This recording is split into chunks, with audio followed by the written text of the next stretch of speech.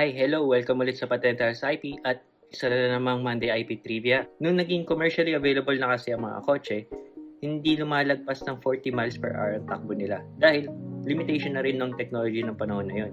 Kadalasan sa mga model ng mga kotse na to ay walang safety feature para i-hold yung driver at mga pasahero niya sa kanilang upuan kapag nagkaroon ng banggaan.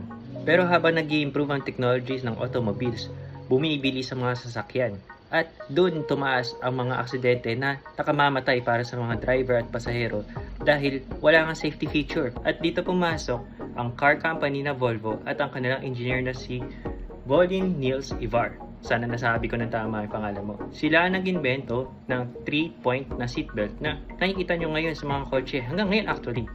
Noong 1959 nila, final ang kanilang patent at nag-grant sa number na US 3043625. Pero ito ang magandang ginawa ni Volvo.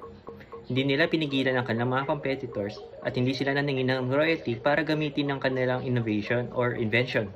Hinayaan lang nila dahil kasi ang iniisip nila, safety feature to na makapagligtas ng buhay ng mga tao. So, bakit nila pagkakakitaan yun?